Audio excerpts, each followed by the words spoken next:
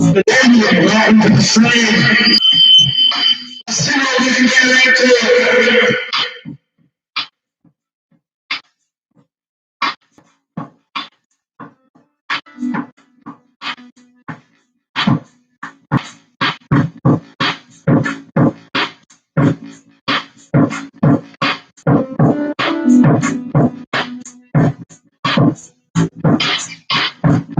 Let's see what you can get into.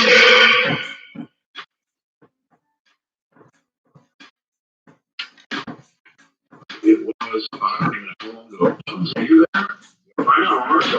Good morning, Buzz. Oh, yeah, Buzz in a fancy dog. Yeah. Buzz, you want to tell us what state you're in? Yeah, I'm in Texas. Texas, all right. How long ago, Buzz, did you tell me originally the story of what you did? That's right, it's been 4 years. 4 years, yeah, I thought it was quite a while. Time flies. Yeah, I'm getting older every day. All right, Buzz, I've done a real expert here, as you can hear, Robert W. Morgan. Good morning, Robert. Good morning, sir. How are you? Doing fine. You? I'm fine. I'm alive and legally captured. I keep telling everybody I'm still breathing, so I get my all right, fine. Buzz, if you begin at the beginning, and by the way, Buzz, before we even start, why do you send me this man?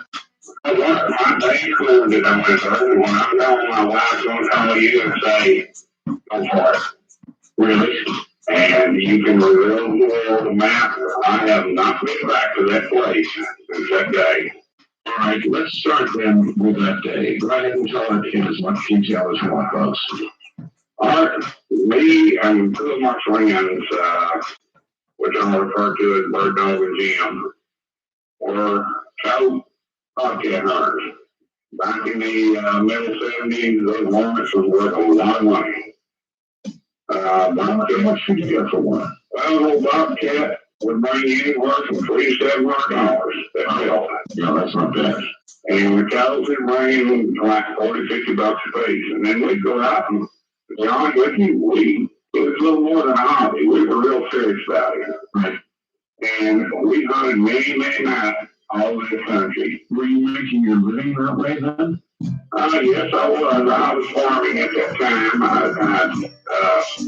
got down running and came back home, and I was farming, and in that part of the year, this is cotton country up here, so we didn't have much to do in January and February, except kind of sit around.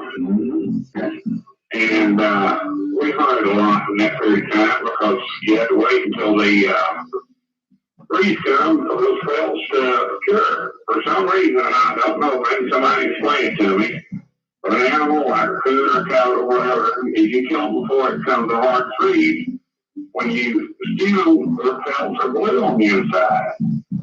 And after they dry out, if you kill them after hard freeze, they're white. I have no earthly idea why that is. That's how much you wrote? Yeah, I see that movement coloring, but I had no idea the reason. I didn't make that correlation. That's interesting. Okay.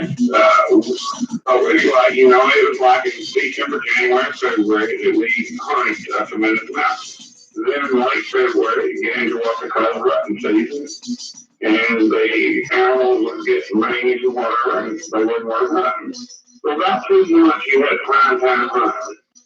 And maybe 2 guys, we hunted a lot. We were all 3 from Vietnam veterans, and very close friends.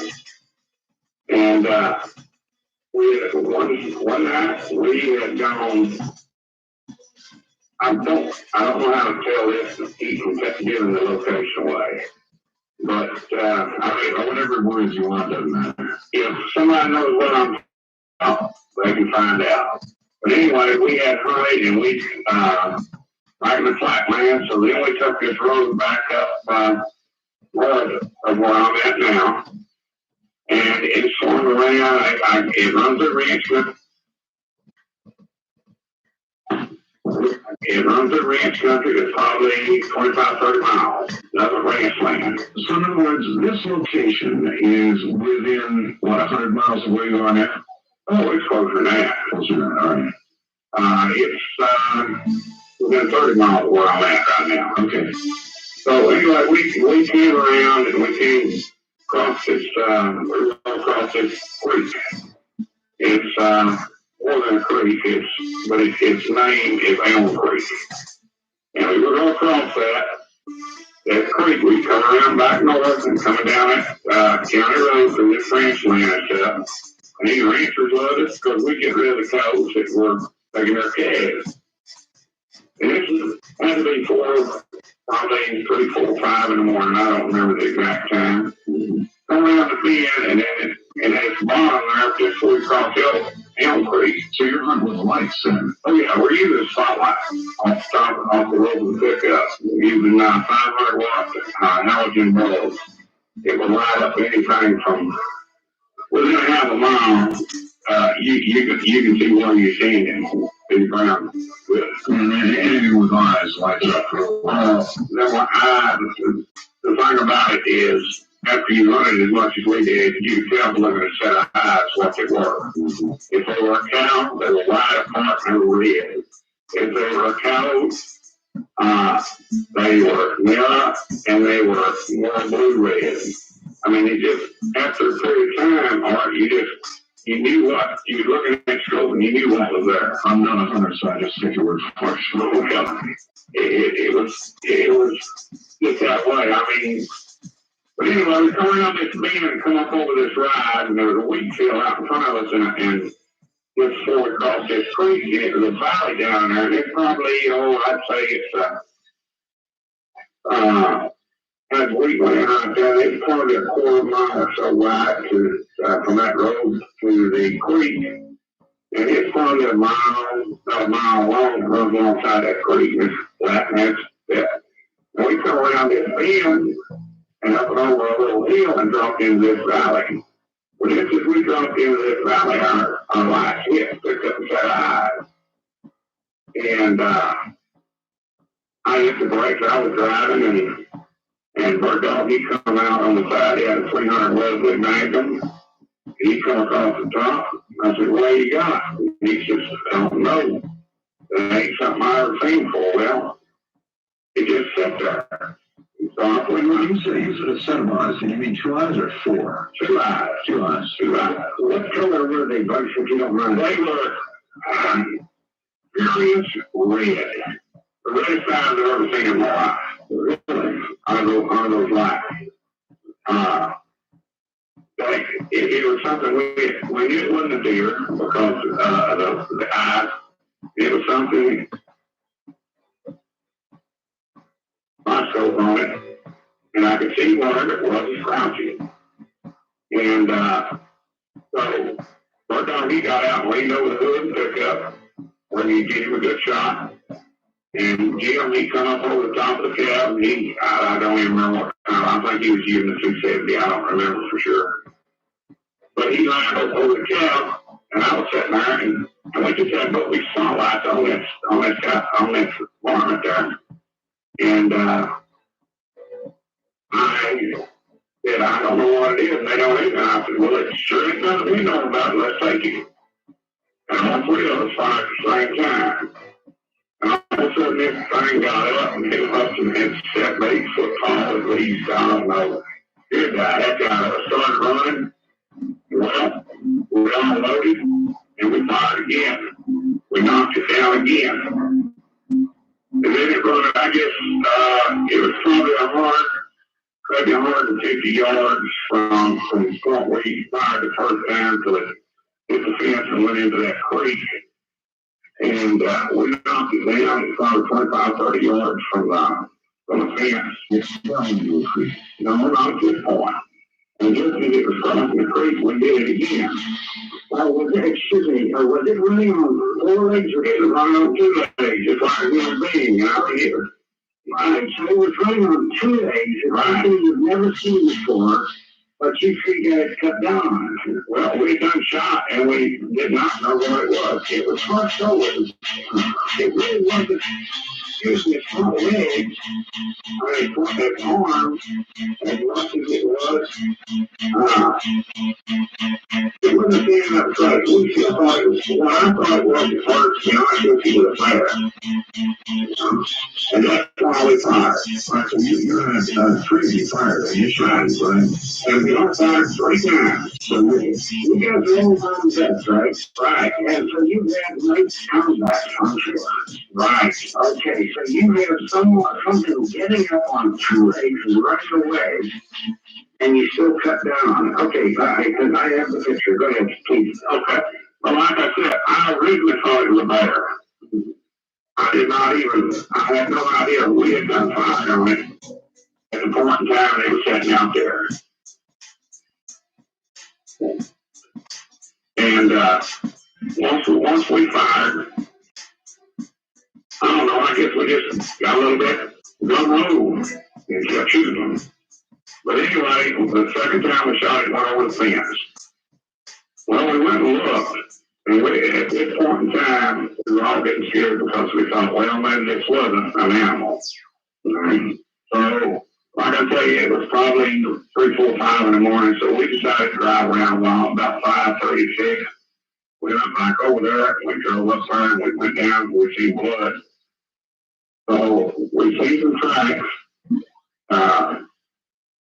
look like a human foot, and to be honest with you, I thought we got shot again. Now I'm getting scared. So we go up and start forming these tracks, and the creek runs from this point probably 50, 75 yards east, and then turns back south some. These tracks are going down the creek, and they come out, and they went straight on east from where the creek turned back south. About another 25, 30 yards, there was a plum thicket. And we were walking out, and we heard something in that plum thicket. I mean, it was a loud sound. We kind of looked at each other, so we decided, well, we'd go in and see what it was. Wow. Yeah, again, at this point, we thought, well, it's a bear. We don't sound a bear up here. So, I got elected. I had a 44 Magnum pistol. I climbed into the plum thicket, and I got in probably 20 feet at the most. You know, the thing come up at me. I mean, it could have been, I'd say, 6 or 7 feet from me. I didn't even see it until it was there. And it raised up and let out a sound that is very similar to the one you have on your face. And when it hit, you're talking about as he grabs for it, this one, I presume.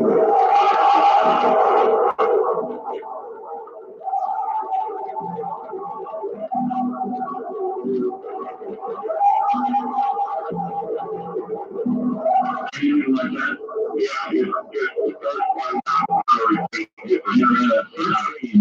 is said to be authentic Bigfoot sound, Robert. Well, that's pretty funny. I have never heard them scream like that. I've heard them howl, I've heard them hoot, and I've heard them talk. I've never heard a scream like that. No. First of all, I've never challenged them, so they don't perceive me as a threat of any sort, so they wouldn't try to understand that. All right, so anyway, folks, it sounded something like that. It's something similar to just the first part. It didn't go over and over, it's just one shrill. Right. And I'm basically on my all fours in a crawl position, and I just brought my 44 up, and I started popping shells. And the first one I hit, the first one hit it, I just aimed right at the chest. And describe what this thing, since you were seeing that full on, what did it look like? Best you can. At that point, 6 feet tall, probably, but it was not standing up on it at that point. It was more in a squat type position. All right. I mean, it come up. Would you describe this as human looking, as ape looking? Did it have hair covering it? What can you tell us? It had brownish red hair. It had hair on the face, completely covering the face. Its whole body was covered with hair. At that point, I just fired. It dropped down, started back up. I fired again, and it's been kind of rocked. It went backwards, and it come back up, and I fired again. I hit it 3 times with 225 grain, 44 Magnum rifle for probably 6 to 8 feet. And it was down. Well, the other guys were standing guard up on top watching, and they couldn't see nothing. They heard me fine. They yelled if I was all right. And I said, yeah, I got it. Well, they came crawling in there and where I was at, and they seen it, so we decided we'd drag it out. We got to looking, and the only thing it had was 3 holes. And this was a female. You could tell it had breasts similar to a woman. It had a sex organ similar to a woman. The facial features were different than a human being. When I say it was covered completely in hair. But we went back in and we found the male probably, I'd say, 18 foot behind where she was at. He was dead. He was dead. Yeah. So we drug him out. We laid him out side by side. The male was probably 6 to 8 inches taller than the female. Estimating the male would probably be 8 foot plus, female 7 plus. So we looked at him, we got scared because like I said, the male he had sex organs like a human. We looked at their teeth, they were not human type teeth. I can't say that they were an ape. I can't say that they were unhuman. They looked. They had the features of a human overall, but the details were not. Yeah.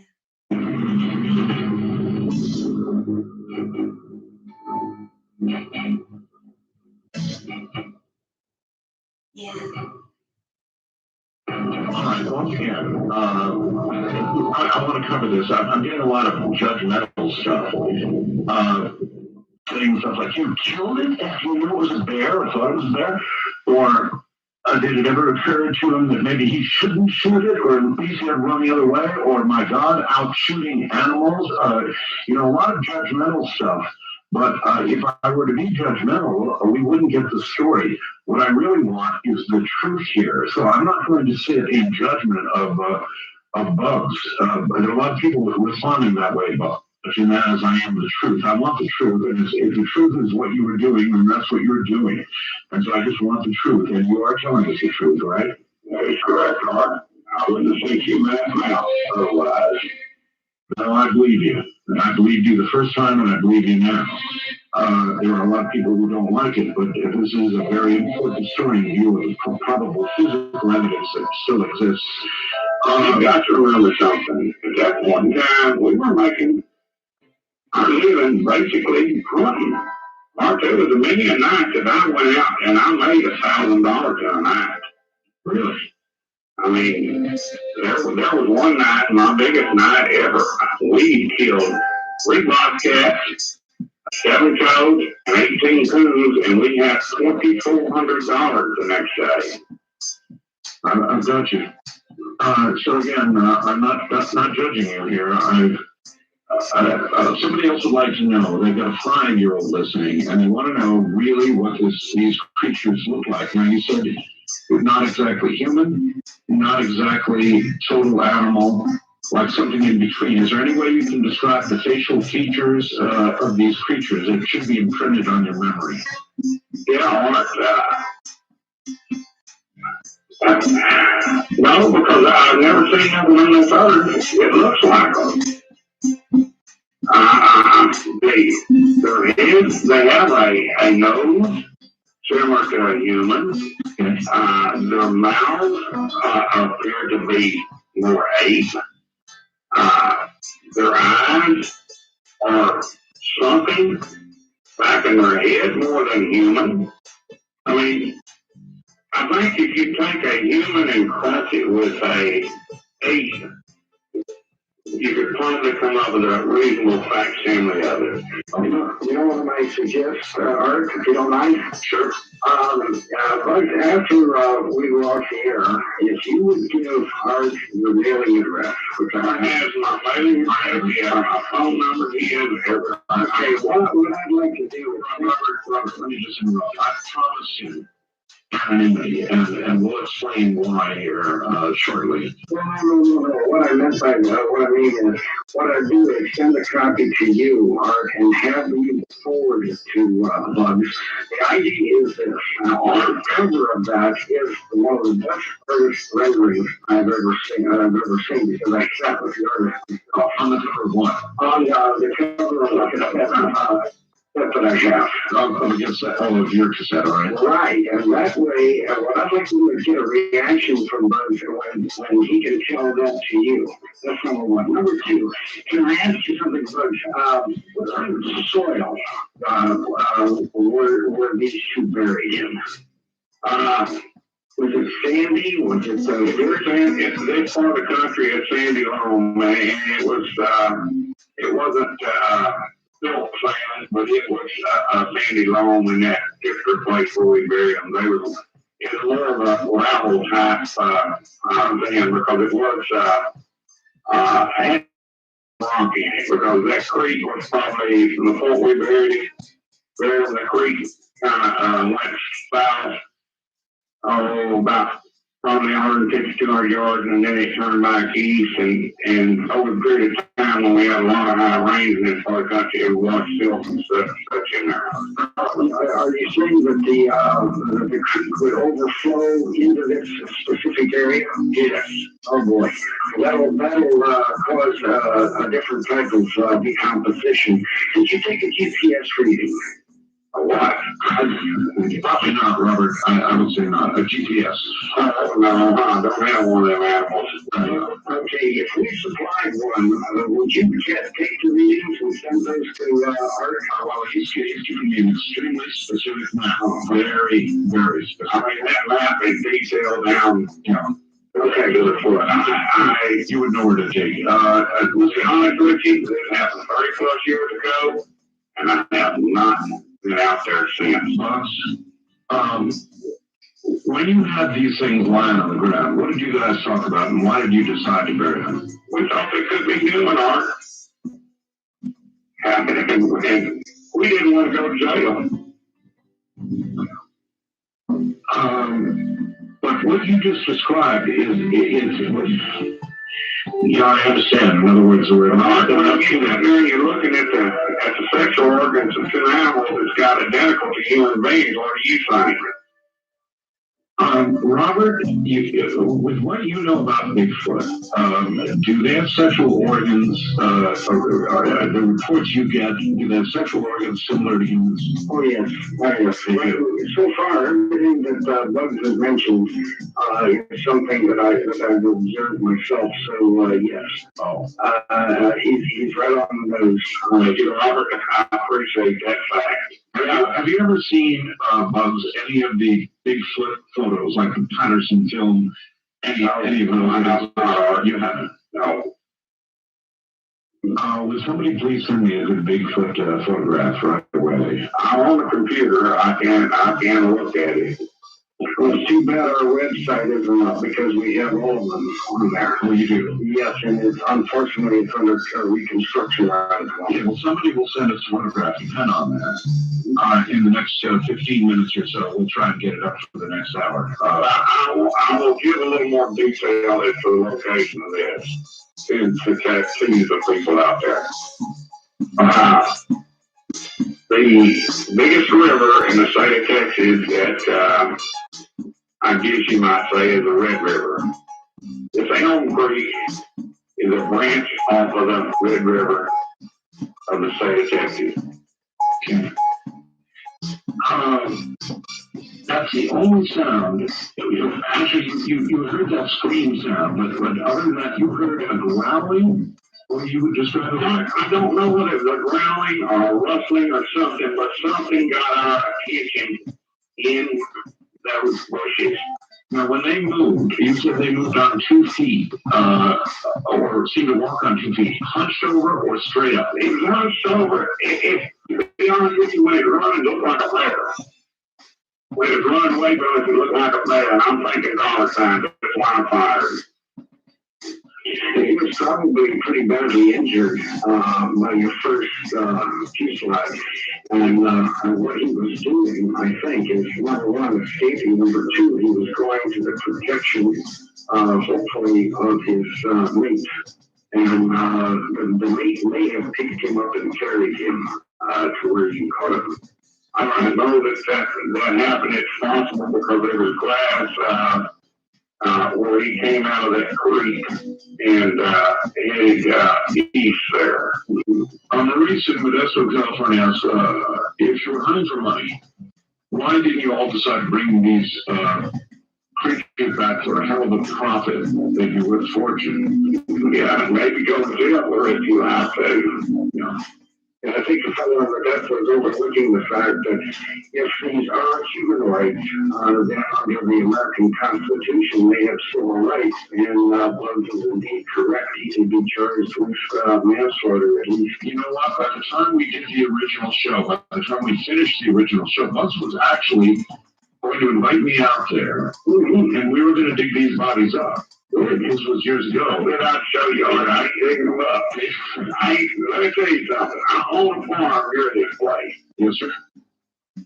And I don't want it at night because about a year or so ago, I was out there late one evening with my dogs. We loved to go out and swim in the creek. And I heard that sound. I know there's still one out there. And to be honest with you, I think it's looking. Well, I'll tell you what, Bugs, we can do something different than just a proposition here. If you would show us where it is, and if I could be somehow involved, I would take the heat for you. I think I could. I'm not sure you could keep the heat. In fact, Larry in Anchorage asked, is it even feasible to believe these bodies are still there? It's pretty rough in that kind of sandy loam because of the you have a lot of water running through there. It's going to decompose rather rapidly, and this would also the escaping gases would carbon tires. And those skeletons, we buried them probably. They had to be at least 4 or 5 foot deep, Robert. Oh, really? Oh, no, hey, and let me tell you something. Like our training, we were all getting our vets. We know how to cover our tracks. To be honest with you, we walked away from it. Really helped. Because the idea is, since you know my feeling about hunting and using guns on Bigfoot. However, if the deed is done, there's nothing we can do, but we don't want them to die in vain. And if they can prove, but listen to me, please, if we can prove that they exist by virtue of 2 skeletons, then in effect you are protecting the rest of them, because I'm very confident they're going to come out as humanoid. So an act on your part at this point in time would indeed help protect the rest of them. Well, what about your 2 friends? What has their attitude been since? You know, something we haven't talked to probably, I guess, in 15 years. They both moved away from here. I think they both had kind of the same feeling I did. It was time to pack up and go. You might kill some young human or something. I mean, it wasn't that it bothered us that we killed humans, because we had done that before. You know, I mean, to take out a person, that was no big deal to us. But that was in war. That's right. That is right. Totally different thing. Totally different situation what we were in there today. At that time. Well, you were doing your duty, pal. I understand that, but then, you know, when we got into this situation, I would have not shot the female once I saw her, except after my own life. Sure, well, you had right to there. So she would have attacked you. What about smell? Did you smell anything? Did these creatures smell? Oh, I can't remember. I really can't remember that. Uh, well, if it had been really distinct, I'm sure you would have. Yeah, it was probably, yeah. I tried to block a lot of it out of my memory. And it's tough trying to draw it back up. Because I knew what I'd done. I realized what we'd done, and I realized, there might be consequences. And the only reason I sent you this map and everything is because for years, I've never had one phone call. You knew who I was, you knew where I was, you knew my phone number and everything, yet nobody ever got it. So I trust you. And you can trust me, although I'm not sure I'm happy I have the map. If you dug the hole 4 to 5 feet deep, shot them at 4 in the morning, drove around, shot more, it would have been digging and burying in the daylight, correct? Right. This was, the sun come up probably, say around 6 o'clock, 6:30. It was daylight, the sun wasn't up, but it was daylight enough for us to see. And when we found them, we're probably talking about the sun was just ready to peek over the top of the hill. We're talking probably 6:30, 6:45, maybe 7 o'clock. And after we found them and drug them out and everything, we're talking probably 8 o'clock. And it don't take very long to dig when you shear it. And probably within an hour, we had dug the hole and put them back. And we'd left. Did you bury them in one hole or separate holes? One hole. On top of each other. Yeah, that would make sense. After this was over, and they were buried, did the three of you talk? Yep. And we swore ourselves to secrecy, Art. You swore each other to secrecy? Yeah. Never reveal it to anybody. Except for years later, many years later, you went on the radio with me and you told this story. Well, and now you're telling me when you get too old, I guess you start thinking about some things you did in your life that I need to make some corrections, but you weren't that happy about, huh? No. That was one of the few things that I did in my life that I'm still scared about today, Art. You feel guilty about it? Oh, yeah. Tremendous amount of guilt. Because I don't know, I'm not fucking innocent human being's life. Maybe for a hunter it's not the same way, but so when you look into a human's eye, you can see an intelligence. I mean, you're dealing with an intelligent creature. And I don't know if you had enough eye contact before, or it all happened too fast in all probability, but I wonder if you had a chance to look into their eyes and whether you discerned anything from that, whether you were dealing with an intelligence or something that was about to kill you. Well, to be honest with you, it was just a quick knee-jerk reaction, and it was fire because I knew that I was in danger, and I knew she was fixing to come after me.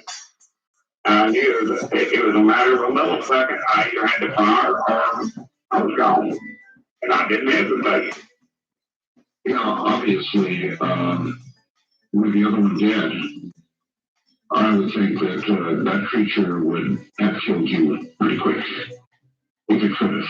Yeah, well, it could have. Believe you me, as big as this thing was, I'm 6'1". There's a lot of bugs. There's a lot of people that think that Bigfoot is some sort of paranormal creature. But it sounds to me like the creatures were real dead. Like animals and mammals and humans who get shot are dead. There's got nothing paranormal about that. No, it was an animal. They never disappeared on you. Nope. Yeah, what about blood? Red blood just like ours. A lot of it? Quite a bit. Especially hers. I mean, his. He had a big pool where he was in. And he was a hard area, I would assume. I imagine that full of blood, I'm trying to remember now, but I would say it was probably where he was laying, he bled probably a 1.5 circle in diameter. So everybody swore everybody else to secrecy. Forever, right, on this matter.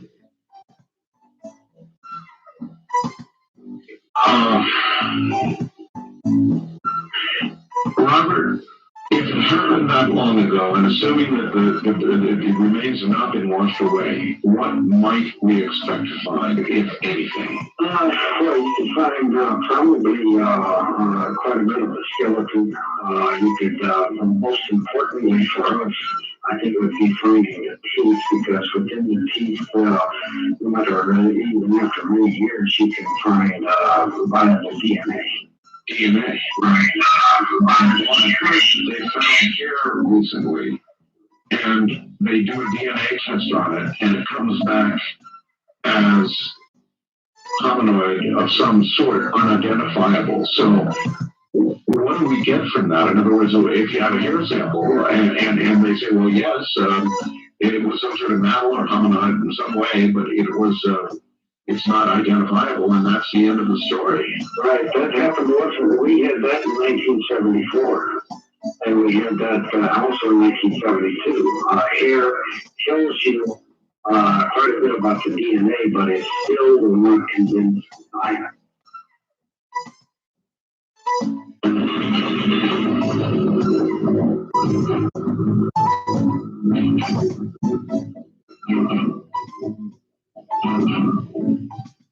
All right, we're only going to have bugs here for a little while longer, so on top of even seeing the photographs, I'll ask him a few more questions about Robert before we lose him. I know you had a really hard day today, didn't you, Bugs? Yeah.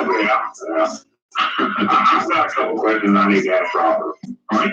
Robert, creatures know who I am and what I did. Yes. Yes, the reason why I say that is because, like I said, it's been 6 months. It was last summer. I was at my farm late one evening, and it just got dark. And I have a creek that runs into this creek that I'm talking about. And I heard it was not a toad, but owl. And it just made the hair on my back of my neck stand up, and I just felt in my heart that it just had to be one of these creatures. Was it the same kind of owl, or roughly the same? It's what? That's what you heard originally? No. This was not similar to what you had on tape. No. To what you heard originally.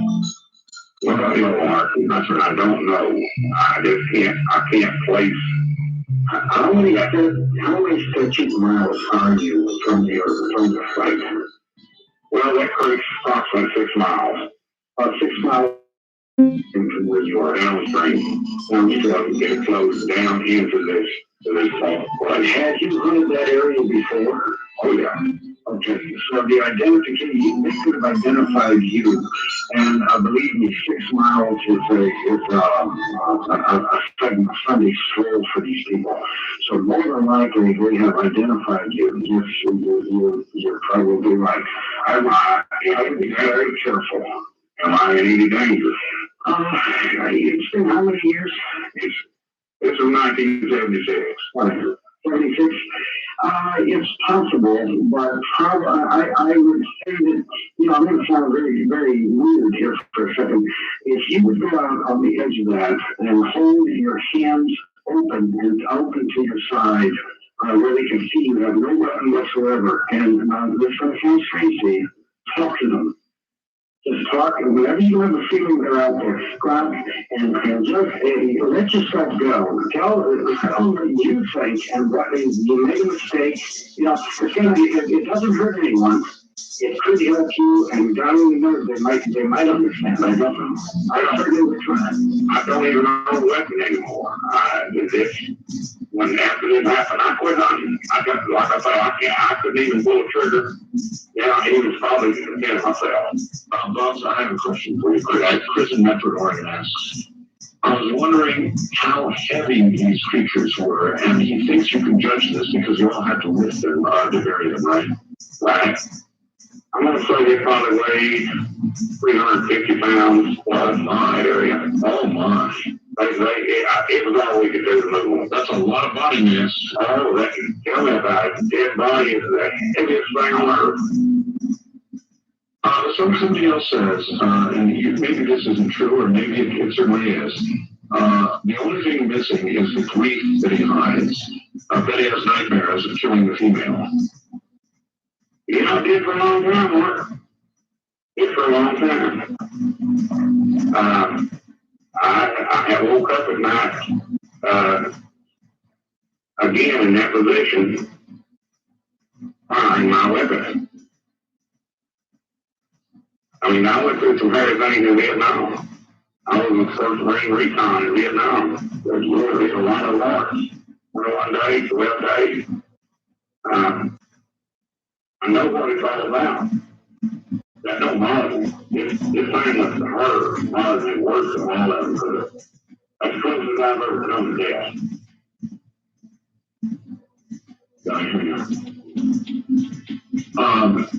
You described the fact that the imprint of the feet seemed like a human footprint.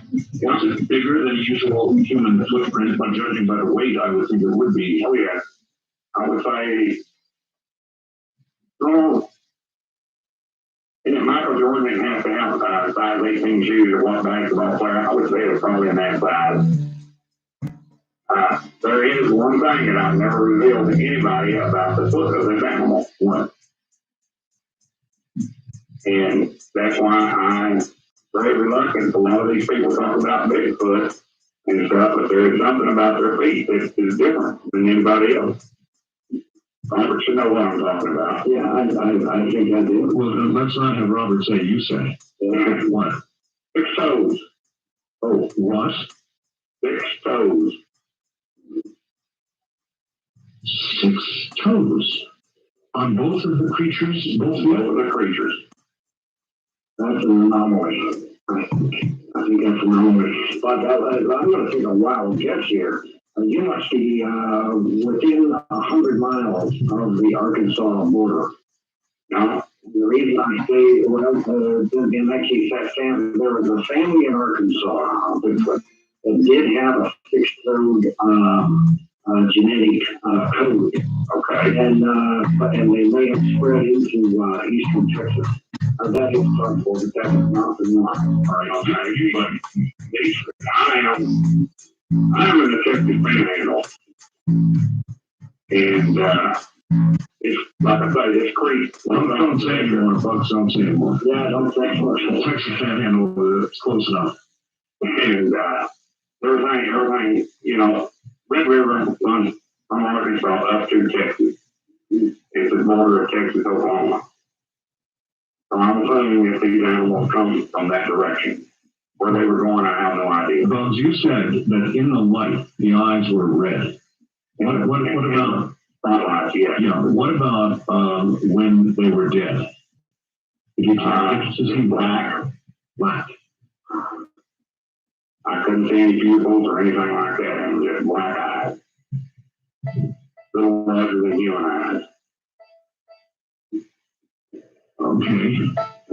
You know, Buzz, I'm very sorry. I'm not a hunter myself. I used to hunt years and years ago, but I came through the same transition that you did. I don't want to see anything die anymore. I have no time for it.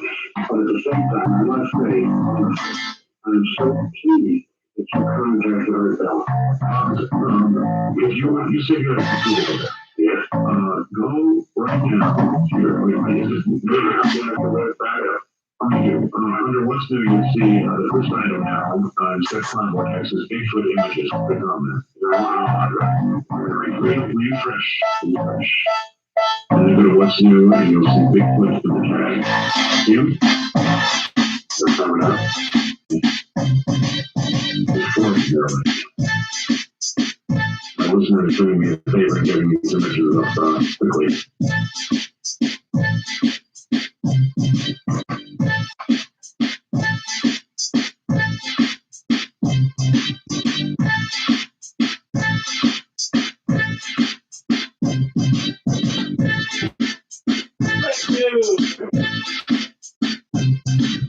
Thank you for joining the stream.